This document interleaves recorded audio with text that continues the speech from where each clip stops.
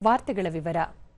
ದೇಶೀಯವಾಗಿ ನಿರ್ಮಾಣಗೊಂಡಿರುವ ಪ್ರಥಮ ಹೈಡ್ರೋಜನ್ ಚಾಲಿತ ರೈಲಿಗೆ ಪ್ರಧಾನಿ ನರೇಂದ್ರ ಮೋದಿ ಹರಿಯಾಣದ ಜಿನ್ನಲ್ಲಿಂದು ಹಸಿರು ನಿಶಾನೆ ತೋರಿದರು.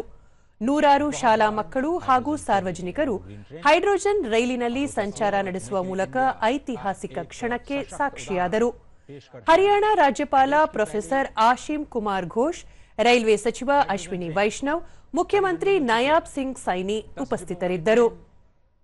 जींद से सोनीपत के बीच की 90 किलोमीटर की दूरी को करीब 2 घंटे में तय करें। भारत में ये सबसे लंबी ट्रेन 10 कोचों वाली चलाई गई है। लगभग 2600 यात्रियों की क्षमता होगी।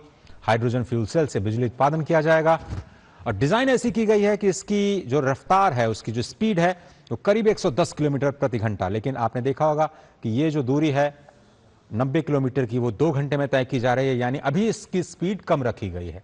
इसको भारतीय ट्रैक्स पर संचालित किया जा रहा है। पायलट प्रोजेक्ट है। प्रधानमंत्री जी तक पहुंचाए जोरदार जो आज इस पावन नगरी को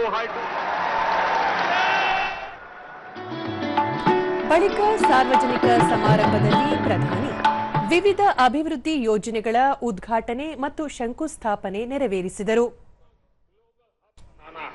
ये ऊर्जा के क्षेत्र में भारत की एक नई प्रगति उसको ಕಾರ್ಯಕ್ರಮ ಉದ್ದೇಶಿಸಿ ದೇಶಕ್ಕೆ ಇಂದು ಮೊದಲ ಹೈಡ್ರೋಜನ್ ಚಾಲಿತ ರೈಲು ದೊರೆತಿದ್ದು, ಹರಿಯಾಣದ ಜಿಂದ್ ಸೋನಿಪತ್ ಹೆಸರು ಇತಿಹಾಸದ ಪುಟದಲ್ಲಿ ದಾಖಲಾಗಿದೆ. 19ನೇ ಶತಮಾನ ರೈಲುಗಳ ಆರಂಭಕ್ಕೆ ಸಾಕ್ಷಿಯಾಗಿದ್ದರೆ 20ನೇ ಶತಮಾನದಲ್ಲಿ ವಿದ್ಯುತ್ ಚಾಲಿತ ರೈಲುಗಳು ಆರಂಭಗೊಂಡವು. 21ನೇ ಶತಮಾನ ಹೈಡ್ರೋಜನ್ ರೈಲುಗಳನ್ನು ಆರಂಭಿಸಿದ್ದು, ಭವಿಷ್ಯದಲ್ಲಿ ಈ ರೈಲುಗಳ ಸಂಚಾರ ಹೆಚ್ಚಿಸುವ ಅವಕಾಶಗಳು ಹೇರಳವಾಗಿದೆ ಎಂದು ಹೇಳಿದರು. ಭಾರತೀಯ ರೈಲ್ವೆಯ ದಕ್ಷತೆ ಹೆಚ್ಚಿಸಲು ನಿರಂತರವಾಗಿ ಕ್ರಮ ಕೈಗೊಳ್ಳಲಾಗುತ್ತಿದೆ. ಪ್ರಸ್ತುತ ಜಗತ್ತಿನ 3-4 ದೇಶಗಳು ಮಾತ್ರ ಹೈಡ್ರೋಜನ್ ಚಾಲಿತ ರೈಲುಗಳನ್ನು ಹೊಂದಿವೆ. ಭಾರತದ ಹೈಡ್ರೋಜನ್ ರೈಲು ವಿಶ್ವದ ಅತ್ಯುತ್ತಮ ರೈಲುಗಳಲ್ಲಿ ಒಂದಾಗಿದ್ದು, ಇದರ ಸಾಮರ್ಥ್ಯದ ಬಗ್ಗೆ ಪ್ರತಿಯೊಬ್ಬರೂ ಹೆಮ್ಮೆ ಪಡಬೇಕು ಎಂದರು. सीधे 10 कोच वाली हाइड्रोजन ट्रेन चलाकर दुनिया में अपना झंडा गाड़ दिया है। साथियों, मैं आपको गर्व की एक और बात बताना चाहता हूं।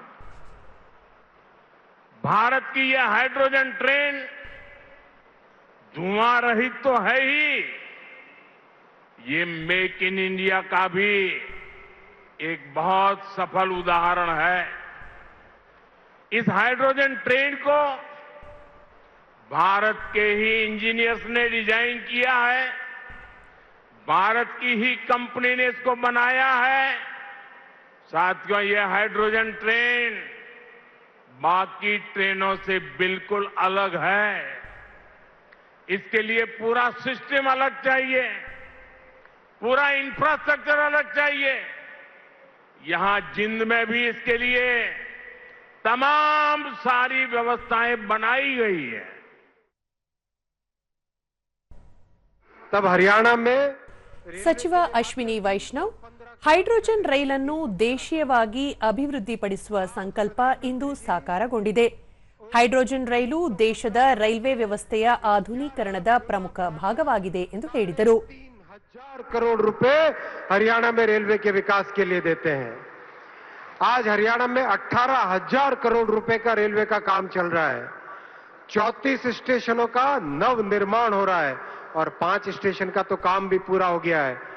होडल, जिंद, कालका, मंडी डाबवाली और नरवाना। इसके अलावा हरियाणा में 16 वंदे भारत सर्विसेज और 8 अमृत भारत चल रही है।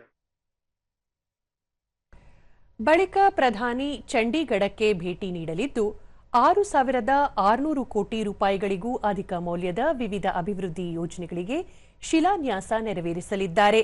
ನಂತರ ಅವರು ಜಲಂಧರ್ನಲ್ಲಿ ಸಂಪರ್ಕ ಬಲವರ್ಧನೆ ಮತ್ತು ಆರ್ಥಿಕ ಅಭಿವೃದ್ಧಿ ವೇಗಗೊಳಿಸುವ ಗುರಿ ಹೊಂದಿರುವ 5,470 ಕೋಟಿ ರೂಪಾಯಿಗಳಿಗೂ ಅಧಿಕ ಮೌಲ್ಯದ ಬಹು ಅಭಿವೃದ್ಧಿ ಯೋಜನೆಗಳನ್ನು ಉದ್ಘಾಟಿಸಲಿದ್ದಾರೆ.